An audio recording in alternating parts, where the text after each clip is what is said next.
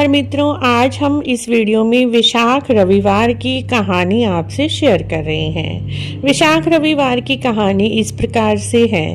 एक नगर में एक राजा था। राजा की दो रानियां थी और एक मुंह बोली बहन थी। राजा अपनी मुंह बोली बहन की हर बात मानता था।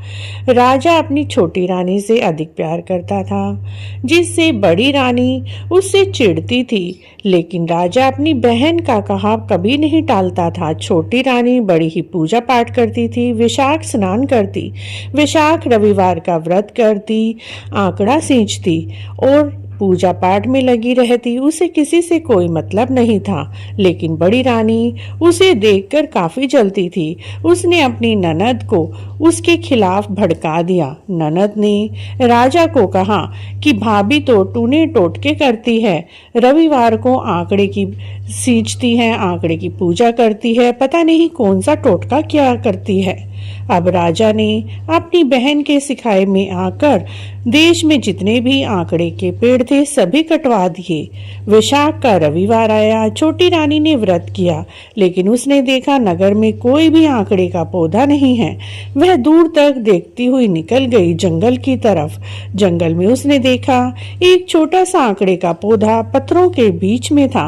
उसने पत्थर हटाकर उस आंकड़े के पौधे को सींचा, उस पर चूरमा चढ़ाया, छोटी सी तलाई बनाई, तलाई में जल चढ़ाया, रोली चावल से पूजा की और पूजा करके कहानी सुन के व्रत करके वह वापस नगर में आ गई। एक बार राजा शिकार करते हुए जंगल में दूर निकल गया। राजा के काफी सिपाही भी उसके साथ थे। तेज गर्मी और धूप से राजा का गला सूख गया।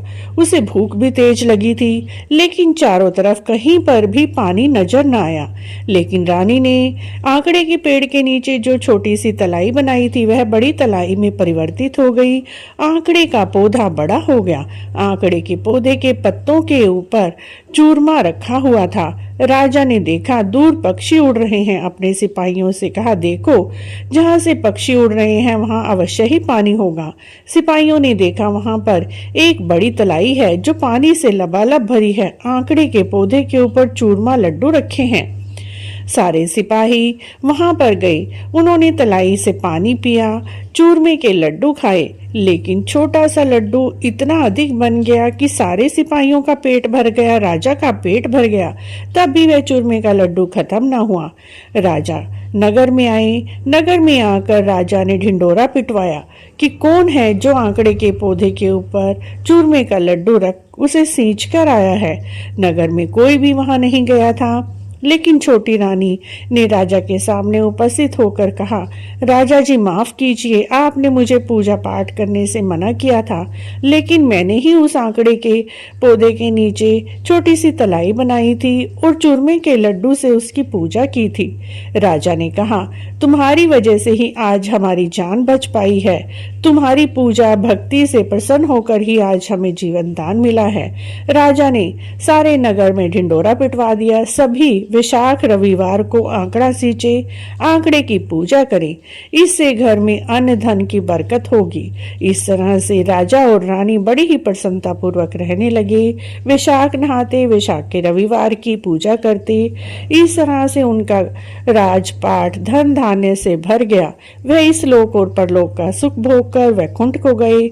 जो भी रविवार को विशाख के आंकड़ा सींचता है, इस कहानी को सुनता है, उनके घर में अन्न धन की कभी कमी नहीं रहती। विशाख रविवार को एक बार इस कहानी को अवश्य ही सुनना चाहिए।